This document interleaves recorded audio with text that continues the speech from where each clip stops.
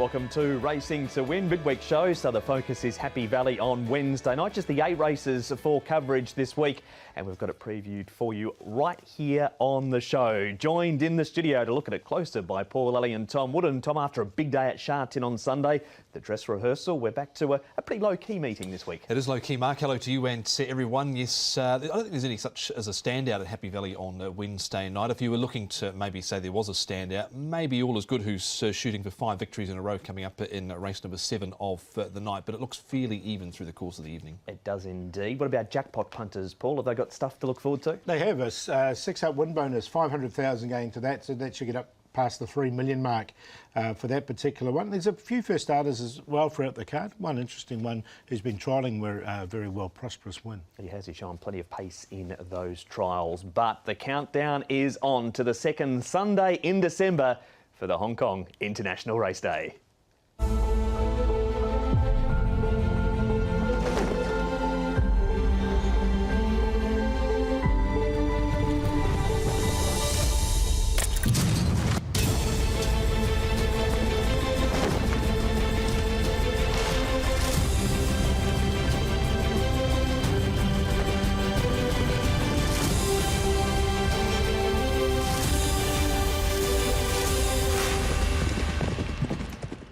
That's coming up on the Sunday at Sha Tin. Of course, the Wednesday night prior, it's IJC night, and a new name appears amongst the jockey ranks this year. It's the Kazakh Bauyrzhan, Murzabayev, and he spoke to our very own Nick Child. Yes, I'm very happy. I can to first time coming to Hong Kong. This year and the Sherga Cups like same thing. I don't write my problem in the papers and the visa, and I'm very happy I can coming now to Hong Kong.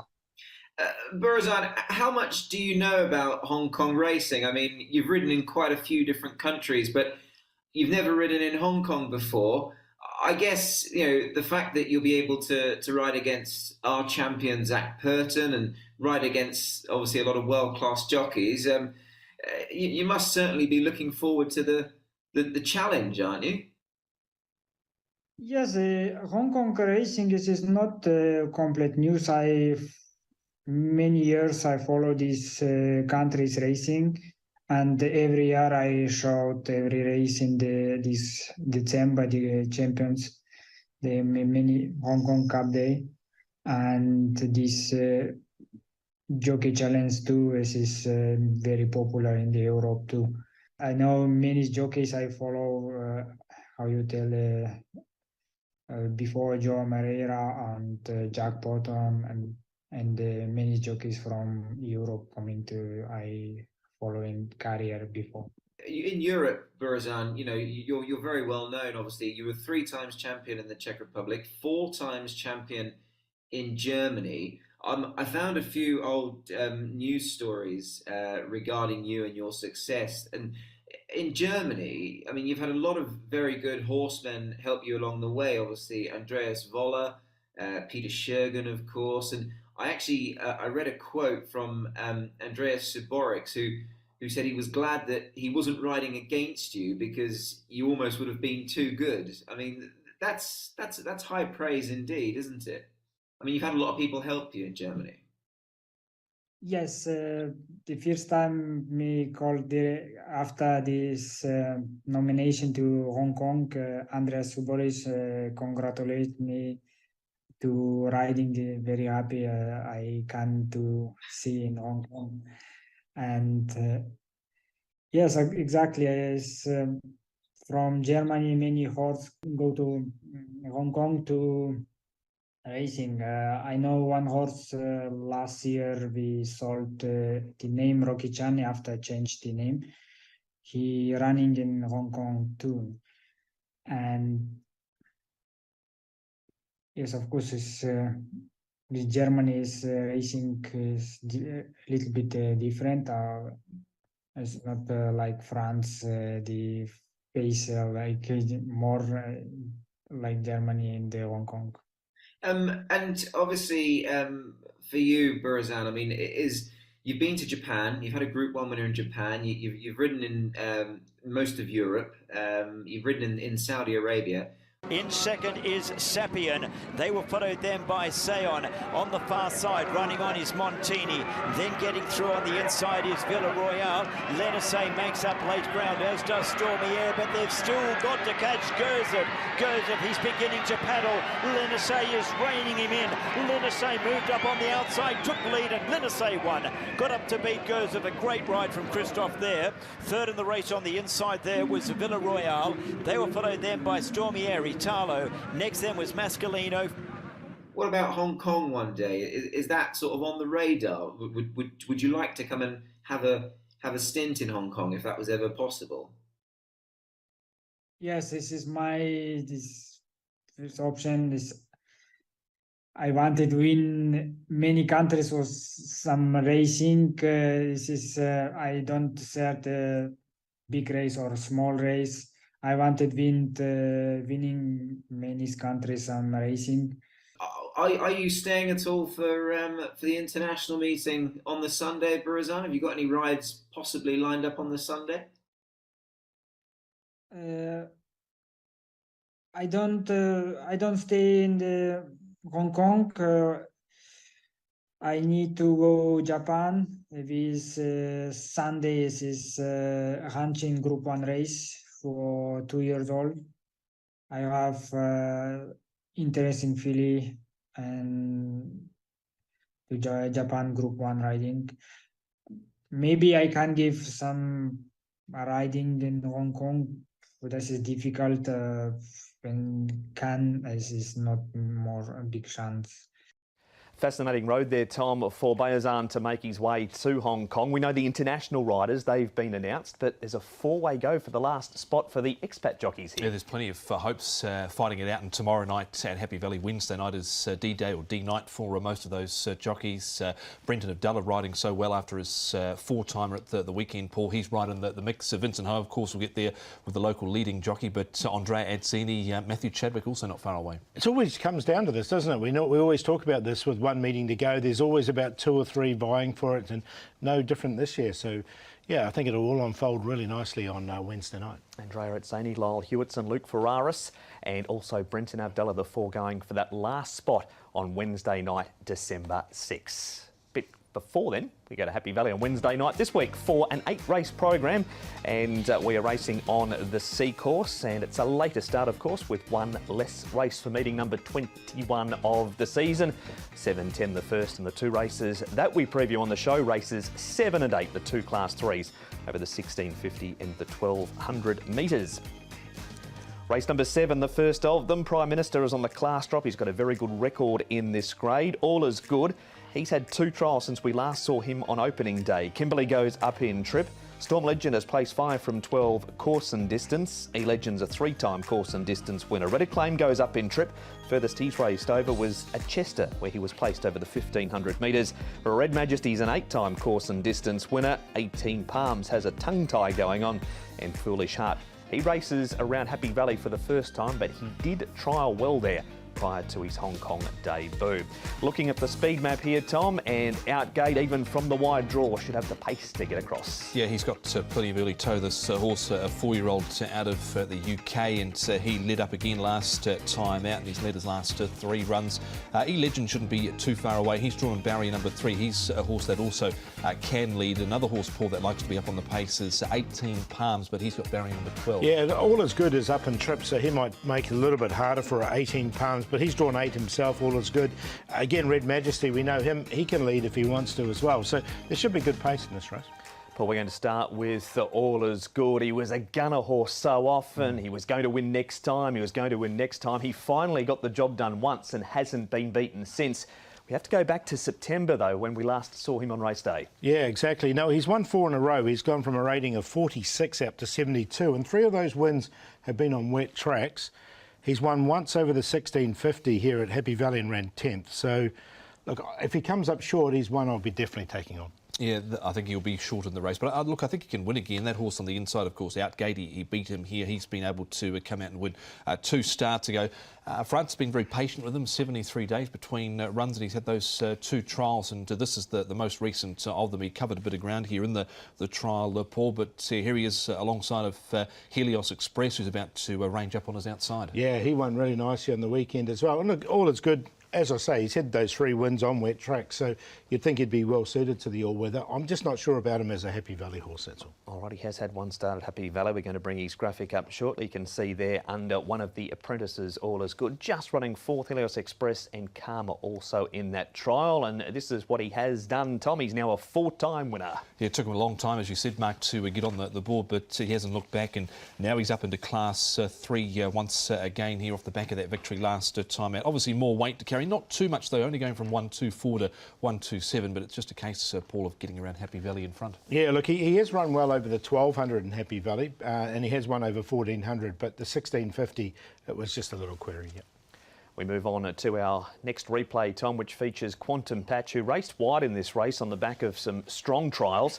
He's out of the informed Pierre Ung stable. And the other horse in this race is Maldives, and he's coming back from this 1800-metre race to a distance that he's won twice over. Yeah, I don't think he's the worst in this race, Maldives. Brenton of Della for David Hall, but on Quantum Patch there was a lot of support for him last time out. He was 5-1. He had a tough run in transit, covered a fair bit of ground around the home turn, Paul. So considering, wasn't a bad run, really. Yeah, I thought it was a good run. And he's run second off a 63 rating. He's on the 62 rating over the course and distance as well. So if he gets any sort of run, I think he's a big chance. Prime Minister, Paul, is a horse that you've quite often had in your selection, certainly around Happy Valley. Class drop this week. He's coming off a 6th last time in a very strong field at Sha Tin. Are you back on the Prime Minister board this week? Definitely. Now he's back there. I've been waiting for him to get back to Happy Valley. This Sylvester leading this field. This is a Class 2. This is a really tough race, and Sylvester sort of walked them in front. You can see him finishing off nicely down the outside, coming back to a course he likes, back into a grade that he's performed well, and I think he's a good chance in this. Yeah, he looks a strong chance here. Ricky Hughes always placed this horse well when he gets down into Class 3. Of course, Sylvester has come out and won the Panasonic Cup, and you could argue that Ortula Begil was a little unlucky in it. He was indeed. We'll see Ortula Begil at Sha Tin on the weekend too. Now, Foolish Heart, Tom, only had 1 trial before his debut. He then ran 9th at Sha Tin, then 5th over the 1400 behind Drom Beg Benner. He has placed over the 1600 at Eagle Farm before arriving. Yeah, so his first up run wasn't too bad, and then he certainly improved coming into last time out. He was over 100-1 in the market. He certainly didn't run like an over 100-1 shot, and he was 3 back on the fence. I thought he stayed on well enough. Paul, of course, green and white was just defeated here. He looks a promising type, maybe a little laboured over the final stages, but with a good draw again, he should receive a nice run. Yeah, he has won a trial at Happy Valley as well, so with that under his belt, I think he's a chance. I'm going to include him. That's a good push for Foolish Heart. Now, we haven't seen 18 Palms for a while either, Paul. He was scratched last time. Tongue tie goes on. Wide draw, barrier number 12. He's had 2 trials. They've been a little bit mixed. How do you assess him in this race? Yeah, look, I'm not so sure from the wide draw with him. He was sort of on the cusp for me. 18 Palms, he's a horse I've had a bit of time for, but just with that wide draw, and look, his trials have just been okay. I'm happy just to watch. Yeah, I'm leaving him out as well. Interesting they stick the tongue tie on for the first time, so maybe he's just been getting the tongue over the bit and doing a few things wrong with that. So interesting gear change, but just the draw was the big factor and the concern I had too. All right, so it's a leave for 18 Palms from the boys. That's a look at those runners in race number 7. You're with the toppy. Yeah, I am. Prime Minister, I quite like him in this race. I think he's going to get all the conditions to suit. The little query is the weight he has to carry, but he's quite a big horse anyway. Quantum Patch was wide, and he was entitled to drop out last time, and he didn't. So I thought it was a good run from him, and he has performed well over the course and distance. Foolish Hearts won a trial at Happy Valley, and E-Legend should get a nice run. He's run 3rd off 68, and he's at a 67 rating. So I'm going to leave the favourite out. 112, 11, 6. I'm going to take a chance with the likely favourite again here. All Is Good to make it 5 in a row. Don't think there's too many issues with coming to 1650 for the first time. Zach Pert in front as well. I think he's trolled up well enough leading into this. Prime Minister, one of the main dangers. Quantum Patch, and the other one that goes in is Maldives, the 2-time course and distance. When he sort of got hampered near the 400 metres last time out behind Lean Hero. So 3, 1, 12 and 8. There you have it, both Paul and Tom with different on-top selections in race number 7. We're going to take a break now on Racing to Win. We'll be back after this to have a look at race number 8.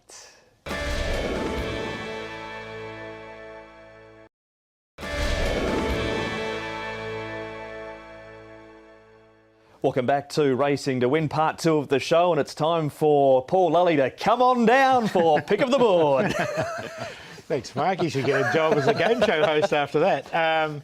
The price is right. Last run reminder, Golden Rise is the horse. Have a look at him here. They didn't go overly quick in this race at all. And once he got in the clear, this is a debut run for John Size. We've seen John Size horses really improve for the run, and you can see how slow they went. 1.78 slower than standard for the first 800. And look how he runs on really nicely at the end. He's going to be tough to beat. What will the price be? That's the thing. It's 2.6 at the early call, but I think he'll be odds on, won't he? We'll find out. We'll find out. You're making he it nice should and be. Nice and easy to remember. Race 6, number 6 today. Yeah, we look after you, Mark. Yeah, keep it simple. Exactly. That's what we like.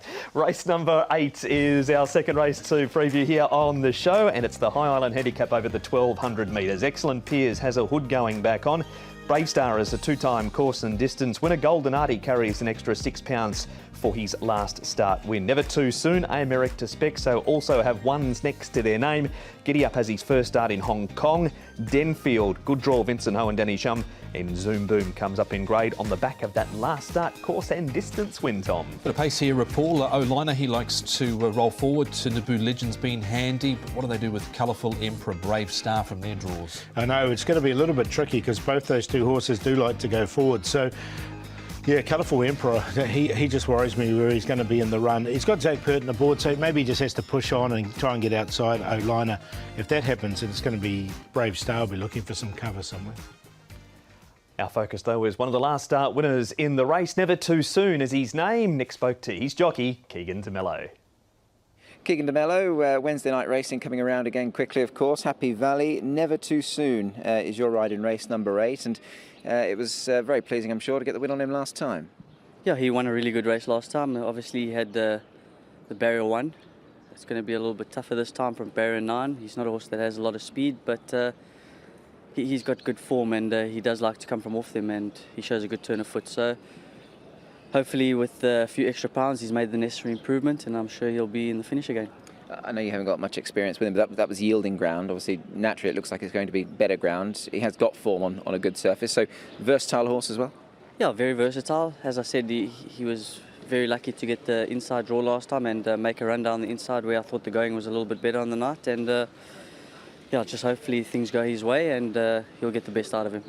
He has had a trial up at Chung Fa. He was last of the fight, but I guess we don't read too much into his trials and just expect what he can do on race days is what he's good at. Yeah, look, I thought it was quite a tough barrier that he was in, and yeah, but he's not a horse that shows you much in the morning, and so I'm not surprised he didn't show much in the trial either, but he seems to put his best foot forward race day. Form's working out okay. Beat Wonder Kid, so would have been nice to have seen him come out and win recently. Oh yeah, definitely, and Wonder Kid's obviously on the up as well, so this horse is just improving on a good notch. So, like I've mentioned before, just hopefully he brings that form to the races again. Yeah, if he does, he certainly could give you a big chance. You and David Hall have sort of got a nice thing going. I know you've only had sort of limited rides for him, but there's a couple of winners, and he continues to give you good support. Yeah, he's given me a lot of support, a few winners, which is always nice, and you just try to get your name out there, and I'm breaking through in a few more yards now, which is great, and yeah, it's just hopefully we can crack that break where you get constant support. There he is, Keegan DeMello, talking never too soon. And this is Tom talking about a last start second of Colourful Emperor.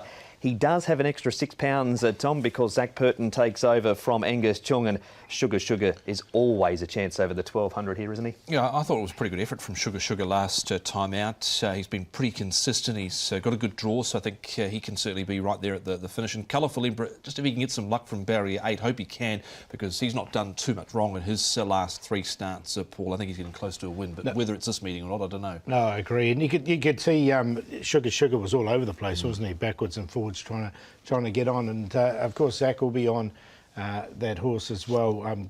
But Golden Rise, I think, is probably his best bet of the day. Club Soda is a horse that's only had the 1 start, and John Size has improved with the 1, and there's that Colourful Emperor I was talking about as well. Circuit 7 as well. There's a lot of pace in that race. Oh, yeah, there is, isn't there? And President's Choice early coming down in grade for Michael Cheng, so... Yeah. They are Zach's rides for Happy Valley on Wednesday night. Golden Artie is a only start winner at Happy Valley. Paulie was able to sneak up the inside. Brave Star second. Excellent Piers outside the leader at this point. He runs fifth. The thing with Golden Artie is he won really nicely last season and he just didn't back it up at all. And I just wonder if he can put two together. That was a query. Maybe Happy Valley's the key. I don't know, but I'm going to leave him out. Contrasting runs really. Golden Artie was able to shoot up the fence here, and Brave Star had to come around a few runners on the turn and covered a bit of ground there. So yeah, that was probably the winning of the race for Golden Artie.